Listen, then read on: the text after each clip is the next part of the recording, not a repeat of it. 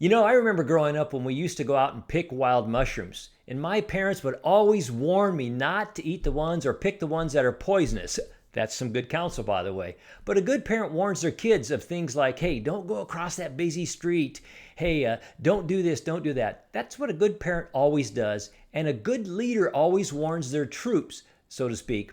Well, guess what? That's exactly what God always does as He sends a warning to us. So let's dig in and discover what He has to say through these 5 warnings. Hey, it's Greg Rooney here from Connect the Dots and See the Big Picture, where we help you make sense of everything going on more clearly through a better understanding of the Bible by connecting the dots from the Old Testament to the New Testament and help us navigate this season in which we're in. And if you're new to this channel, make sure you click on the subscribe button and also hit that bell to receive notifications as we're publishing new content every week. And I surely don't want you to miss anything. And everything mentioned in this video, including the verses that we're going to be discussing in this short video, will be linked down below, as we're not going to cover them all here, and you can dig into those on your own time and do your own discovery. In the book of Amos in the Old Testament, in chapter 3, verse 7, God tells us that He does nothing without revealing His secrets to His servants, the prophets. As we look through biblical history, we see this to be true. Here are 5 things we're going to look at that God has warned us in the past, He's warning us in the present, and He's warning us in the future. You remember a guy named Noah? Yes, he's the guy that built the ark. Noah was told to prepare for the coming worldwide flood, and by the way, it had never rained before on the earth, so that's a big declaration. But he warned the people. Actually, for 120 years, it took him that long to build the ark. And this is in Genesis chapter 6. And it says, look, I'm about to cover the earth with a flood that will destroy everything that breathes. Everything on the earth will die. That's a word of the Lord that Noah was sharing with the people. You can imagine a response, but check it out for yourself. That's in Genesis chapter 6, verse 17. And the second warning we're going to look at is a guy named Joseph, who was sold into slavery during the time of the Pharaohs in Egypt. And Joseph was told the interpretation of the Pharaoh's dream to warn the people of the 7 years of plenty that were to follow by 7 years of severe famine. And that's in Genesis chapter 41, specifically verses 14 through 36. But guess what? It actually happened. They had 7 years of plenty.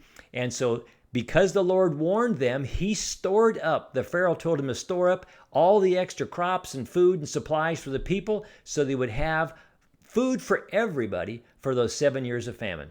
Now, the third warning came from Jonah. In the book of Jonah was sent to God to warn the city of Nineveh for her coming destruction. And that's in Jonah chapter 1, the first 2 verses. And the Lord gave me this message to Jonah the son of Amittai. Get up and go to the great city of Nineveh. Announce my judgment against it, because I have seen how wicked its people are.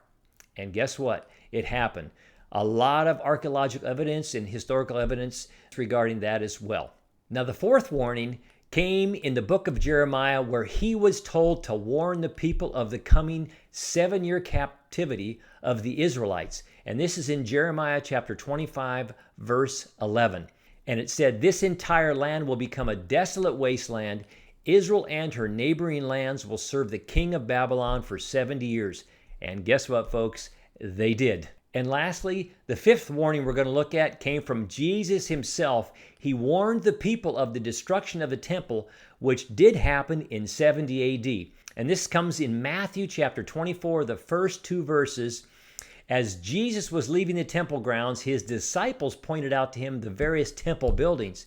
But He responded, do you see all these buildings? I tell you the truth, they will be completely demolished. Not one stone will be left on top of another. Guess what happened about 40 years later in 70 AD? Titus, the Roman general, destroyed the temple. Now, these are just a few of the many biblical examples from the past which show Amos 3:7 to be true.